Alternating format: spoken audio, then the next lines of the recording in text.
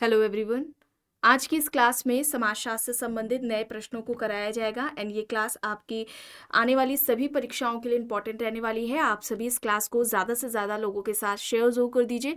एक इन्फॉर्मेशन है, समाजशास्त्र से संबंधित सभी परीक्षाओं के लिए यहाँ पर प्रैक्टिस सेट एंड सोशियोलॉजी के नोट्स पीडीएफ फॉर्मेट में प्रोवाइड कराए जा रहे हैं। इससे संबंधित जानकारी के लिए यहाँ पर एक व्हाट्सएप नंबर दिया गया है। नंबर है 790-555-3851। इस व्हाट्सएप नंबर पर आप मैसेज करके इससे जुड़ी हुई जानकारी ले सकते हैं। यहाँ पर आपको यूपी पीजीटी का प्रैक्टिस सेट मिल जाएगा। बिहार शिक्षक भर्ती के लिए Bihar state and Bihar PGT का प्रैक्टिस सेट मिल जाएगा। यूपी एचईएससी असिस्टेंट प्रोफेसर के लिए समाजशास्त्र का प्रैक्टिस सेट मिल जाएगा। जीआईसी एग्जाम के लिए समाजशास्त्र का जीएस का प्रैक्टिस सेट मिल जाएगा। आरपीएससी असिस्टेंट प्रोफेसर के लिए समाजशास्त्र का जीएस का प्रैक्टिस सेट मिल जाएगा। एमपी असिस्टेंट प्रोफेसर के लिए समाजशास्त्र जीएस का प्रैक्टिस सेट मिल जाएगा। जीडीसी का भी यहाँ पर प्रैक्टिस सेट है। एंड बात की जाए आपके नेट के एग्जाम के लिए भी, तो उसका भी प्रैक्टिस सेट मिल जाएगा। आरपीएससी फर्स्ट ग्रेड के लिए भी यहाँ पर आपको प्रैक्टिस सेट मिल जाएगा। यूपी पीजीटी एग्जाम के लिए नोट्स आपको यहाँ पर मिल जाएंगे, जिसमें यूपी पीजीटी का पूरा सिलेबस कंप्लीट कराया गया है। सेकंड ग्रेड के लिए समाजशास्त्र के नोट्स मिल जाएंगे। बेसिक कॉन्सेप्ट से रिलेटेड अगर आप नोट्स चाहते हैं तो आपको इन टॉपिक से रिलेटेड नोट्स मिल जाएंगे। ये बेसिक कॉन्सेप्ट्स हैं। लगभग समाजशास्त्र से संबंधित सभी परीक्षाओं में ये कॉमन टॉपिक्स है जो कि आपको देखने को मिलेंगे। वन लाइनर में नोट्स मिल जाएंगे। थिंकर्स से रिलेटेड नोट्स चाहते हैं तो यहाँ पर वो भी मिल जाएंगे। इसमें इंडियन थिंकर्स भी दिए गए हैं। कोई भी इससे जुड़ी हुई जानकारी चाहते हैं तो ये यहाँ पर व्हाट्सएप नंबर दिया गया है।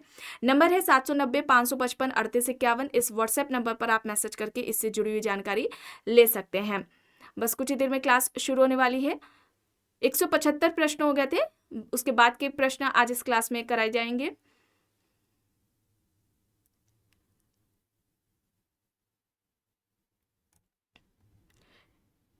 यहां तक हो गया था। चलिए यहां से शुरू करना है। देखिए प्रश्न है, जनजातीय लोगों को व्यापारियों और बिचौलियों के शोषण से बचाने और उन्हें छिटपुट वन उत्पादों तथा अपनी जरूरत से अधिक कृषि उपज के लाभप्रद मूल्य दिलाने के लिए भारतीय जनजातीय सहकारी विपणन विकास परिसंघ यानी कि ट्राइफेड का गठन कब किया गया? यहां पर बताएं। विकल्प है 1986, 1987, 1988, 1989। कब किया गया था ट्राइफेड का गठन? ट्राइफेड का गठन कब किया गया था?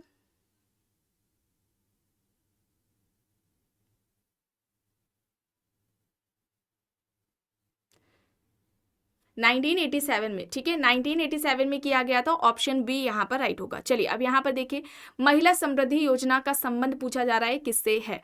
विकल्प ए है अल्पसंख्यक समुदायों से संबंधित महिलाओं के लिए 1 साल से कम 6 महीनों तक रोजगार उपलब्ध कराना। विकल्प बी है अल्पसंख्यक समुदायों से संबंधित महिलाओं के लिए सिलाई, बुनाई, एम्ब्रॉयडरी और संबद्ध व्यवसायों में प्रशिक्षण देने के लिए माइक्रो फाइनेंसिंग मुहैया कराना। या फिर अल्पसंख्यक समुदायों से संबंधित महिलाओं को प्रत्येक घर में से एक महिला को सरकारी नौकरी कराना।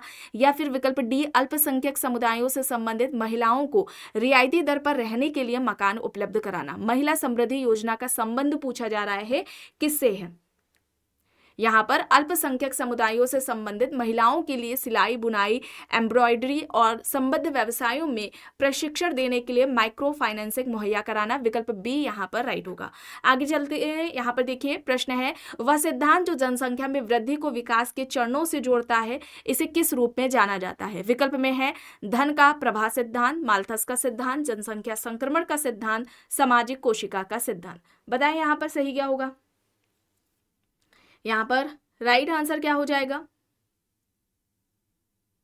यहां पर राइट आंसर क्या हो जाएगा? अब जनसंख्या से संबंधित यहां पर कुछ महत्वपूर्ण सिद्धांत आपको बताए जा रहे हैं, जैसे कि अनुकूलतम जनसंख्या सिद्धांत। ठीक है, अनुकूलतम जनसंख्या सिद्धांत यहां पर दिया गया है। ये किसके द्वारा दिया गया है? ये एडविन कैनन के द्वारा दिया गया है। एडविन कैनन के द्वारा यह सिद्धांत दिया गया है। इसके अलावा ये अनुकूलतम जनसंख्या का सिद्धांत हो गया। इसके अलावा घनत्व का सिद्धांत है। ठीक है, घनत्व सिद्धांत है, जनसंख्या का घनत्व सिद्धांत। ये किसके द्वारा दिया गया है? ये सैडलर के द्वारा दिया गया है। जनसंख्या का घनत्व सिद्धांत किसने दिया है? सैडलर ने दिया है। जनसंख्या का आहार सिद्धांत किसके द्वारा दिया गया है? तो जो आहार सिद्धांत है या डाइट थियोरी है, ये डबल डे के द्वारा दी गई है। ये किसके द्वारा दी गई है? ये डबल डे के द्वारा द्वारा दी गई है, इसे आप याद रखेंगे। इसके अलावा प्रजनन फलन का सिद्धांत, ठीक है, प्रजनन फलन सिद्धांत किसके द्वारा दिया गया? जनसंख्या से संबंधित प्रजनन फलन का जो सिद्धांत है वो किसने दिया है? ये सिद्धांत दिया है स्पेंसर ने, ठीक है, स्पेंसर द्वारा दिया गया है। फिर इसके अलावा जैविक अवस्था का सिद्धांत, ठीक है, जैविक अवस्था का सिद्धांत, अब ये किसके द्वारा दिया गया है जैविक अवस्था का सिद्धांत? तो यह दिया गया है कोराडो गिनी के द्वारा, ठीक है, यह दिया गया है कोराडो गिनी के द्वारा। इसके अलावा प्रोटीन उपभोग का आता है, ठीक है, प्रोटीन उपभोग का सिद्धांत, तो ये प्रोटीन उपभोग का सिद्धांत किसके द्वारा दिया गया है? कैस्ट्रो के द्वारा दिया गया है, ठीक है। ये सिद्धांत जनसंख्या से संबंधित है, ये एग्जाम्स में अक्सर पूछे जाते हैं, तो इसे आप याद रखेंगे, ये एग्जाम के लिए इंपॉर्टेंट है। सभी समाजशास्त्र से संबंधित परीक्षाओं में ये पूछे जाते हैं। यहाँ पर क्या होगा? यहाँ पर वह सिद्धांत जो जनसंख्या वृद्धि को विकास के चरणों से जोड़ता है, उसे किस रूप में जाना जाता है? उसे हम क्या कहेंगे? जनसंख्या संक्रमण का सिद्धांत कहेंगे, ठीक है। अच्छा, जनसंख्या संक्रमण का सिद्धांत किसके द्वारा दिया गया है, ये आपको कमेंट बॉक्स में बताना है। चलिए आगे देखते हैं। प्रश्न है 2011 की जनगणना के अनुसार निम्न राज्यों में से किसकी शिशु मृत्यु दर सबसे कम थी? तमिलनाडु, पंजाब, केरल, कर्नाटक, यहाँ पर ऑप्शंस दिए गए हैं। 2011 जनगणना के अनुसार निम्न राज्यों में से किसकी शिशु मृत्यु दर सबसे कम थी? यहाँ पर सही क्या होगा? यहाँ पर राइट आंसर क्या होगा? केरल है, ऑप्शन सी, विकल्प सी यहाँ पर केरल राइट है। प्रश्न है वर्ष 2011 की जनगणना के अनुसार ग्रामीण जनसंख्या का सबसे अधिक अनुपात किस राज्य में है? बिहार, राजस्थान, मध्य प्रदेश, हिमाचल प्रदेश, यहाँ पर ऑप्शंस है। 2011 की जनगणना के अनुसार ग्रामीण जनसंख्या का सबसे अधिक अनुपात किस राज्य में है? किस में है? हिमाचल प्रदेश में। हिमाचल प्रदेश, ऑप्शन डी यहाँ पर राइट है। प्रश्न है निम्न में से कौन तथाकथित समाजशास्त्र की फ्रैंकफर्ट विचारधारा से संबंधित नहीं है? मॉर्क्यूस, हेबरमास, होखाइमर, अलेक्जेंडर, यहाँ पर ऑप्शंस दिए गए हैं। समाजशास्त्र की फ्रैंकफर्ट विचारधारा से संबंधित नहीं है, यह प्रश्न पूछा जा रहा है। यहाँ पर सही क्या होगा? यहाँ पर राइट आंसर है अलेक्जेंडर, ठीक है। अलेक्जेंडर किस में आते हैं? नव प्रकारवाद के जनक, ठीक है, नव प्रकारवादी हैं, नव प्रकारवाद के ये जनक है, इसे आप याद रखेंगे अलेक्जेंडर। बाकी यहाँ सारे फ्रैंकफर्ट स्कूल से संबंधित है। और फ्रैंकफर्ट स्कूल की स्थापना कब हुई है? ठीक है, स्थापना अगर पूछी जाती है तो 1923 में इसकी स्थापना होती है, ठीक है।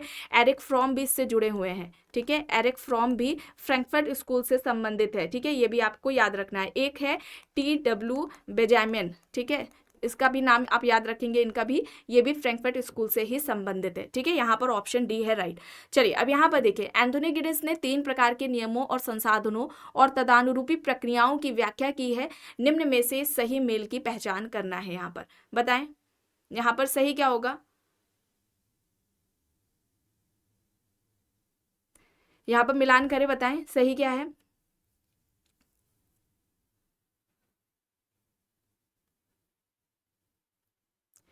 नियामक वैधिकरण से जुड़ जाएगा, ठीक है। इसके अलावा विभाजन और प्राधिकृत प्रभुत्व से, व्याख्यात्मक अर्थ से हो जाएगा, विकल्प डी, ऑप्शन डी यहाँ पर राइट आंसर हो जाएगा। और इन्होंने आधुनिकता का परिणाम, ठीक है, वैश्वीकरण को क्या माना था? वैश्वीकरण क्या है? आधुनिकता का परिणाम है, ठीक है। इस तरह से भी आप पढ़ सकते हैं, आधुनिकता का परिणाम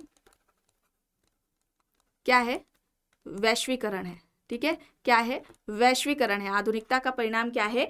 वैश्वीकरण है, इस तरह से भी आ सकता है। और वैश्वीकरण के 4 तत्व इन्होंने बताए थे। वैश्वीकरण के 4 तत्व इनके द्वारा बताए गए हैं। पहला है पूंजीवाद, ठीक है, क्या है? पूंजीवाद है। दूसरे नंबर पर आएगा अंतरराज्यीय व्यवस्था, ठीक है, सैन्यवाद है, और इसके अलावा उद्योगवाद है, ठीक है।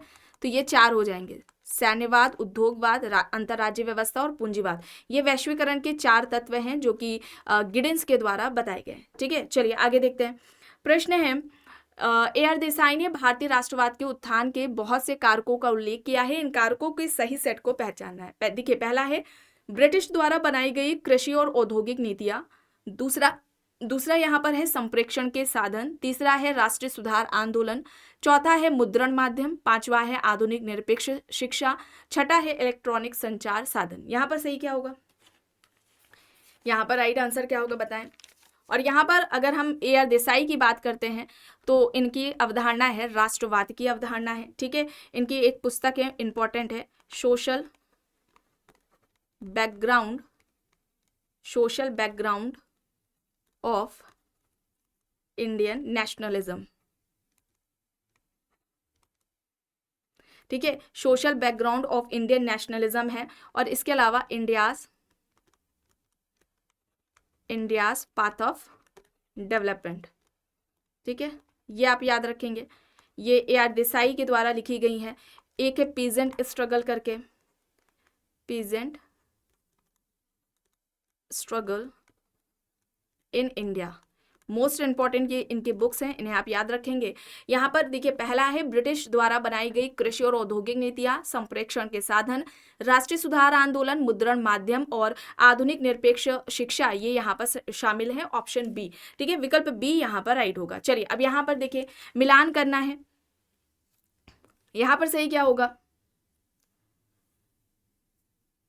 संसाधन जनसंख्या में वृद्धि की सीमा तय करते हैं, ये किसका कहना है? ये माल्थस का कहना है। ठीक है, ए का यहाँ पर सेकंड हो जाएगा। मनुष्य अंतिम संसाधन है, तो ये जूलियन साइमन से जुड़ जाएगा। ठीक है, इसके अलावा गर्भ निरोधक सर्वोत्तम विकास है, ये कर्णसिक से जुड़ जाएगा। और इसके अलावा लोगों के जीवन में सुधार लाने के लिए जनसंख्या नियंत्रण अनिवार्य है, ये प्लेटो से जुड़ जाएगा। यहाँ पर ऑप्शन बी आएगा। ठीक है, विकल्प बी यहाँ पर राइट आंसर हो जाएगा। चलिए अब यहाँ पर देखिए, AR देसाई के अनुसार राष्ट्रवाद के विकास के दूसरे चरण को, ठीक है, जो कि 1885 से 1905 है, किसके द्वारा चित्रित किया गया? उद्योग विकास, समाजवाद का प्रभाव, खेतीहर की भागीदारी, स्वशासन। यहाँ पर सही क्या होगा? यहाँ पर खेतीहर की भागीदारी होगा, सी यहाँ पर राइट होगा। प्रश्न है, त्रिभुजन क्या है? अनुसंधान की गुणात्मक विधि का एक प्रकार, गुणात्मक विश्लेषण का एक प्रकार, गुणात्मक और मात्रात्मक विधियों का समीक्षण, गैर प्रतिभागी अवलोकन का एक प्रकार। त्रिभुजन क्या है? किसे कहेंगे? गुणात्मक और मात्रात्मक विधियों का समीक्षण, ऑप्शन सी यहाँ पर राइट है। प्रश्न है, पूर्वानुमान का ऐसा कथन जो सिद्धांत को यथार्थ से जोड़ने के प्रयास में चरों के बीच संबंधों का परीक्षण करने का आधार तैयार करता है, इसे कहा जाता है। ऑप्शंस में है प्रश्नावली, पूर्व धारणा, काल्पनिक है यानी कि प्राक कल्पना, या फिर अनुसूची। पूर्वानुमान का ऐसा कथन जो सिद्धांत को यथार्थ से जोड़ने के प्रयास में चरों के बीच संबंधों का परीक्षण करने का आधार तैयार करता है, इसे क्या कहा जाता है? प्राक कल्पना, हाइपोथेसिस होगा, सी यहाँ पर राइट होगा। प्रश्न है, मार्क्स और डेहरेनड्रॉफ के अनुसार एक सामाजिक समूह की असमान वर्ग स्थिति का निर्धारण निम्न में से किस रूप और सीमा तक किया जाता है जिस पर उसका नियंत्रण होता है? यहाँ पर विकल्प ए है आर्थिक और सांस्कृतिक संसाधन, विकल्प बी सांस्कृतिक और आर्थिक संसाधन, विकल्प सी आर्थिक और राजनीतिक संसाधन, विकल्प डी राजनीतिक और सांस्कृतिक संसाधन। बताएं यहाँ पर सही क्या होगा? यहाँ पर राइट क्या होगा? आर्थिक और राजनीतिक संसाधन होगा, ऑप्शन सी। ठीक है, आर्थिक और राजनीतिक संसाधन होगा, ऑप्शन सी यहाँ पर राइट आंसर हो जाएगा। ठीक है, मार्क्स की बात की जाती है तो मार्क्स ने वर्ग संघर्ष का सिद्धांत दिया था। ठीक है, वर्ग संघर्ष का सिद्धांत दिया था। मार्क्स को आर्थिक निर्धारणवादी कहा जाता है। ठीक है, आर्थिक निर्धारणवादी में मार्क्स का नाम आता है, इसे आप याद रखेंगे। आर्थिक निर्धारणवादी मार्क्स को कहा जाता है। ठीक है, और इन्होंने वर्ग को अर्थ के आधार पर परिभाषित किया था। ठीक है, वर्ग यानी क्लास को अर्थ के आधार पर इन्होंने परिभाषित किया था। और जब हम डेहरेनड्रॉफ की बात करते हैं, ठीक है, डेहरेनड्रॉफ की बात करते हैं, तो इन्होंने शक्ति व सत्ता के आधार पर, व सत्ता के आधार पर संघर्ष की बात की थी। इनका संघर्ष का सिद्धांत द्वंदात्मक संघर्ष का सिद्धांत कहलाता है। संघर्ष का द्वंदात्मक सिद्धांत किसके द्वारा दिया गया था? तो ये डेहरेनड्रॉफ के द्वारा दिया गया था। इसे आप याद रखेंगे, ICA की इन्होंने बात की थी। ठीक है, चलिए आगे देखते हैं। प्रश्न है, समाज में प्रत्येक व्यक्ति की कई परिस्थितियां होती हैं, एक व्यक्ति से जुड़ी विभिन्न परिस्थितियों को निम्न रूप में जाना जाता है। ऑप्शन से परिस्थिति असंगति, परिस्थिति क्रम, परिस्थिति पुंज, परिस्थिति उत्तराधिकार। समाज में प्रत्येक व्यक्ति की कई परिस्थिति होती है, एक व्यक्ति से जुड़ी विभिन्न परिस्थितियों को निम्न रूप में जाना जाता है, उसे क्या कहा जाएगा? यहाँ पर क्या होगा? यहाँ पर राइट आंसर क्या होगा? परिस्थिति पुंज होगा, स्टेटस सेट होगा। ठीक है, परिस्थिति क्रम, परिस्थिति पुंज, ये अवधारणाएं किसके द्वारा दी गई हैं? ये मर्टन के द्वारा दी गई हैं। ठीक है, ये किसके द्वारा दिया गया है? मर्टन का ये कॉन्सेप्ट है। ठीक है, मर्टन का ये कॉन्सेप्ट है, इसे आप याद रखेंगे। और इसके अलावा इन्होंने मल्टीपल रोल का भी मल्टीपल रोल का कॉन्सेप्ट भी इन्होंने दिया है। अगर हम स्टेटस की बात करते हैं, परिस्थिति की बात करते हैं कि परिस्थिति है क्या, स्टेटस हम किसे कहेंगे? तो सोसाइटी में, ठीक है, समाज में व्यक्ति का पद, ठीक है, समाज में व्यक्ति का जो पद है, जिसके द्वारा व्यक्ति समाज में जाना जाता है, उसको ही हम क्या कहेंगे? स्टेटस कहेंगे। बात आती है भूमिका की, रोल की, कि हम रोल किसे कहेंगे, भूमिका क्या है? तो पद से संबंधित कार्य। ठीक है, पद से संबंधित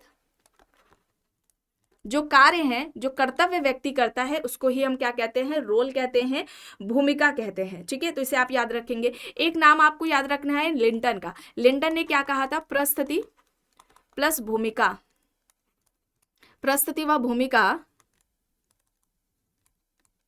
एक दूसरे के पर्यायवाची हैं। ठीक है, प्रस्तुति व भूमिका एक दूसरे के क्या है, पर्यायवाची है। ये किसके द्वारा बात कही गई है, ये लिंटन के द्वारा बात कही गई है। यहाँ पर स्टेटस सेट होगा, ऑप्शन सी यहाँ पर राइट है। चलिए आगे यहाँ पर देखिए, निम्न पुस्तकों को कूट का प्रयोग करते हुए कालक्रम में लगाना है। दास कैपिटल है, Protestant ethics and the spirit of capitalism है, पैटर्न्स ऑफ कल्चर है, the elementary forms of religious life है। यहाँ पर कालक्रम में लगाएं, सही बताएं यहाँ पर सही क्या होगा। यहाँ पर राइट आंसर क्या होगा, दास कैपिटल कब आती है, 1867 में आती है। Protestant ethics and the spirit of capitalism ये कब आती है, 1905 में आती है। ठीक है, 1905 में आती है। पैटर्न्स ऑफ कल्चर की अगर हम बात करते हैं तो ये आती है 1934 में आती है। और इसके अलावा the elementary forms of religious life की बात करें तो ये 1912 में आती है। दास कैपिटल किसकी है, कार्ल मार्क्स की पुस्तक है। दास कैपिटल किसकी है, कार्ल मार्क्स की है। Protestant ethics and the spirit of capitalism ये किसकी है, मैक्स वेबर की है। ये किसकी पुस्तक है, मैक्स वेबर की पुस्तक है। पैटर्न्स ऑफ कल्चर ये रूथ बेनेडिक्ट की है। ठीक है, रूथ बेनेडिक्ट की ये पुस्तक है। और इसके अलावा the elementary forms of religious life ये किसकी पुस्तक है, ये पुस्तक है दुर्खीम की। यहाँ पर सही कालक्रम में लगाना है तो यहाँ पर क्या होगा, विकल्प डी होगा। ठीक है, ऑप्शन डी यहाँ पर राइट आंसर हो जाएगा। ठीक है, डी यहाँ पर राइट है। चलिए आगे देखिए, यहाँ पर समाजशास्त्र एक ऐसा शास्त्र है जिसमें सामाजिक कृत्य की व्याख्यात्मक समझ किया जाता है। इस रूप में समाजशास्त्री की परिभाषा निम्न में से किसने दी है। यहाँ पर पार्सन्स, मैकएवर, दुर्खीम, मैक्स वेबर यहाँ पर दिए गए हैं। समाजशास्त्र एक ऐसा शास्त्र है जिसमें सामाजिक कृत्य यानी कि सामाजिक जो क्रिया है, ठीक है, व्याख्यात्मक समझ से उसका अध्ययन किया जाता है। इस तरह से कुछ स्टेटमेंट दे रखा है। अब ये स्टेटमेंट इस तरह से समाजशास्त्र को किसने परिभाषित किया है, मैक्स वेबर ने किया है। व्याख्यात्मक समझ यानी वेस्टर्न मेथड की जो बात है वो मैक्स वेबर के द्वारा की गई थी, आपको कई बार बताया गया है। ठीक है, समाजशास्त्र सामाजिक क्रियाओं का अध्ययन करता है, इस तरह से भी पूछा जाता है। ठीक है, और सामाजिक क्रिया के इन्होंने कितने प्रकार बताए थे, 4 बताए थे। सामाजिक क्रिया के जो प्रकार हैं वो कितने बताए हैं, 4 इन्होंने बताए हैं। पहली जो बताई है उन्होंने तार्किक क्रिया। ठीक है, पहली क्रिया कौन सी है, तार्किक क्रिया है। दूसरी है मूल्यांकनात्मक की। ठीक है, दूसरी क्या हो जाएगी, मूल्यांकनात्मक क्रिया हो जाएगी। तीसरी क्रिया की अगर हम बात करते हैं तो ये भावात्मक है। तीसरी क्रिया क्या है, भावात्मक क्रिया है। तीसरी यहाँ पर भावात्मक हो जाएगी। और चौथी क्रिया की अगर हम बात करते हैं तो यह परंपरागत क्रिया है। ठीक है, परंपरागत क्रिया है। तो क्रिया के ये जो 4 प्रकार हैं वो किसके द्वारा बताए गए हैं, मैक्स वेबर के द्वारा बताए गए हैं। चलिए आगे यहाँ पर देखिए, एंथोनी गिडेंस का रिफ्लेक्सिविटी से तात्पर्य क्या है। विकल्प ए कह रहा है कि प्रतिवर्ती सिद्धांत व सिद्धांत होते हैं जो स्वयं से संदर्भित होते हैं। विकल्प बी है प्रतिवर्ती सिद्धांत के अनुसार विचार भौतिक स्थितियों को प्रतिबंधित करते हैं। विकल्प सी, यह वह तरीका है जिसमें व्यक्ति लगातार अपने कार्य व्यवहारों को परखता है और उसी के अनुसार उनमें परिवर्तन करता है। विकल्प डी, वह तरीका जिसमें समाजशास्त्री किसी समुदाय की सामाजिक स्थितियों को प्रतिबिंबित करते हैं। ठीक है, यहाँ पर बताएं सही क्या होगा। यहाँ पर सही होगा, यह वह तरीका है जिसमें व्यक्ति लगातार अपने कार्य व्यवहारों को परखता है और उसी के अनुसार उनमें परिवर्तन करता है। यहाँ पर विकल्प सी है। ठीक है, विकल्प सी है। और यहाँ पर एंथोनी गिडेंस की पुस्तकों की बात की जाए तो इनकी पुस्तक है द कॉन्स्टिट्यूशन ऑफ सोसाइटी। ठीक है, इसे आप याद रखेंगे। एक पुस्तक है इनकी modernity and self identity, modernity and self identity है, ये इनकी पुस्तक है। ठीक है, इंपॉर्टेंट है, इसे आप याद रखेंगे, अक्सर एग्जाम्स में पूछ ली जाती है। आगे चलिए यहाँ पर देखिए, अमेरिका में किशोर अपराध वृत्ति पर निष्प्रभाव प्रवृत्ति पर किसने चर्चा की। कोहेन, सदरलैंड, डेविड मार्टजा, एनजी साइक्स है, WB मिलर यहाँ पर ऑप्शंस दिए हैं। अमेरिका में किशोर अपराध वृत्ति पर निष्प्रभाव प्रविधि पर किसने चर्चा की। यहाँ पर सही क्या होगा, यहाँ पर राइट आंसर क्या है, यहाँ पर मार्टजा एनजी साइक्स है, ऑप्शन सी। ठीक है, विकल्प सी यहाँ पर राइट आंसर हो जाएगा। यहाँ पर कोहेन आप देख रहे हैं तो कोहेन ने अपराध का मूल्य अभिमुखीकरण सिद्धांत या विचलित उपसंस्कृति का सिद्धांत दिया है। ठीक है, विचलित उप संस्कृति का सिद्धांत इन्होंने दिया है। कोहेन ने मूल अभिमुखीकरण सिद्धांत या विचलित उप संस्कृति का सिद्धांत दिया है। इसके अलावा एक नाम आता है हॉवर्ड बेकर का, ठीक है, हॉवर्ड बेकर का। तो ये याद रखेंगे, हॉवर्ड बेकर ने अपराध की लेबलिंग थ्योरी दी थी, ठीक है। लेबलिंग सिद्धांत जो है अपराध से संबंधित, ये हॉवर्ड बेकर के द्वारा दिया गया है। कोहेन ने मूल अभिमुखीकरण का सिद्धांत या विचलित उप संस्कृति का सिद्धांत दिया है जो कि अपराध से संबंधित है। यहाँ पर D Marta and G Sykes हैं जिन्होंने अमेरिका में किशोर अपराध वृद्धि पर निष्प्रभाव प्रवृत्ति पर बात की है। आगे देखिए, प्रश्न है, डीपी मुखर्जी का मानना है कि भारतीय समाजशास्त्री होने के लिए किसी भी व्यक्ति का सबसे पहले भारतीय होना आवश्यक है, अर्थात विकल्प देखिए, उसका जन्म भारत में हुआ हो, वह व्यक्ति भारतीय समाज और संस्कृति का अविवेचित प्रशंसक हो, संस्कृतज्ञ हो, भारतीय परंपराओं और संस्कृति से परिचित हो। यहाँ पर बताएं सही क्या है, कौन सा विकल्प यहाँ पर सही है? भारतीय परंपराओं और संस्कृति से परिचित हो, ऑप्शन डी, ठीक है, विकल्प डी यहाँ पर राइट हो जाएगा। प्रश्न है, अब यहाँ पर देखिए, अधिनियम से संबंधित है, प्रसुविधा अधिनियम है, औद्योगिक विवाद अधिनियम है, कारखाना अधिनियम है, कर्मकार प्रतिकार अधिनियम यहाँ पर दिया गया है। कौन सा विकल्प यहाँ पर सही होगा?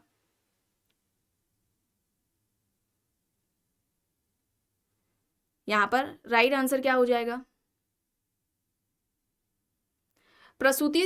प्रसुविधा अधिनियम 1961 में आता है, औद्योगिक विवाद अधिनियम 1947 1947, कारखाना अधिनियम 1948 और कर्मकार प्रतिकार अधिनियम 1923 में। ऑप्शन यहाँ पर ए हो जाएगा, विकल्प ए यहाँ पर राइट है। प्रश्न है, social mobility in industrial society नामक पुस्तक के लेखक कौन है? S M Lipset and R Bendix, R K Merton, P L Berger, R Bendix यहाँ पर ऑप्शन है। Social mobility in industrial society, इस पुस्तक के लेखक कौन है, किसके द्वारा यह बुक लिखी गई है? यहाँ पर राइट क्या है, कौन सा विकल्प होगा सही? लिप्सेट एंड बेंडिक्स है, ठीक है। और ये पुस्तक आती कब है? 1959 में आती है, ये याद रखेंगे। और इन्होंने गतिशीलता के दो प्रकार बताए थे। एक तो इन्होंने बताया है व्यावसायिक गतिशीलता के आधार पर बताया इन्होंने, ठीक है,